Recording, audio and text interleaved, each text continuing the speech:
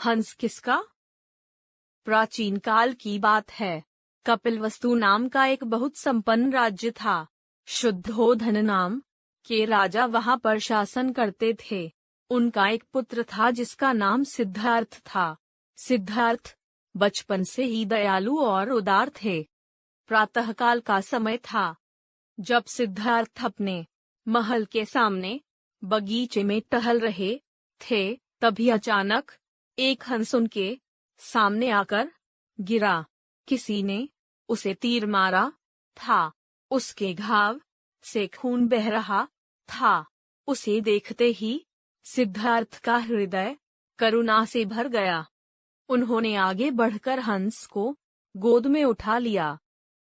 हंस के शरीर से तीर निकालते हुए दया और करुणा के वशीभूत राजकुमार ने कहा, ओ, इस बेचारे पक्षी को किसी निर्दय ने तीर मार दिया है। इतना सुंदर पक्षी है, इसे पानी पिला दूं तो शायद इसकी जान बच जाए।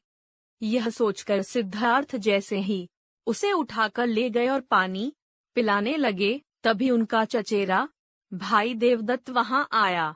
हंस को देखकर बोला, अच्छा, यह यहाँ है। मैं इसे ही ढूंढ रहा था। यह हंस मुझे दे दो सिद्धार्थ। मैंने इसका शिकार किया है। इसे मेरा तीर लगा है। हंस को घायल अवस्था में देखकर सिद्धार्थ का मन पीड़ा से भर गया था।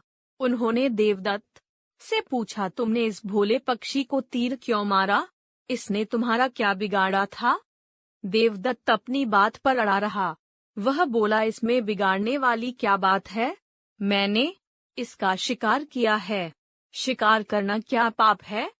सिद्धार्थ ने कहा, शिकार करना पाप है या नहीं, इस विषय में मैं कुछ नहीं कहूंगा। जीव की हत्या करना पाप है, इसलिए इसे मारने के लिए मैं तुम्हें नहीं दूंगा। मैं इसकी जान बचाऊंगा। देवदत्त चिल्लाकर बोला, तुम ऐसा नहीं कर सकते।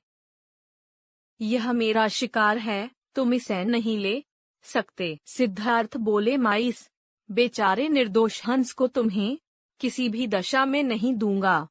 इस हंस को मैंने बचाया है, अतः इस पर मेरा अधिकार है। देवदत्त सिद्धार्थ की बातों से बिल्कुल सहमत नहीं था। वह बोला, यदि तुम मेरी बात नहीं मान रहे हो तो तुम्हें महाराज के पास चलना होगा। वे ही इसका न्याय करेंगे। सिद्धार्थ को सत्य पर विश्वास था। वे देवदत्त से बोला, ठीक है, महाराज के पास ही चलो। न्याय पाने के लिए दोनों राजा के दरबार में पहुंचे। सिद्धार्थ हंस को अपनी गोद में लिए हुए थे। घायल हंस ने सिद्धार्थ के कंधे पर अपनी गर्दन टिका रखी थी। सिद्धार्थ उसके ऊपर प्यार से हाथ फेर रहे थे। दोनों ने राजा के सामने अपनी अपनी बात रखी। हंस पर अपना अधिकार जताते हुए देवदत्त ने कहा, इसका शिकार मैंने किया है, इसलिए यह मेरा है।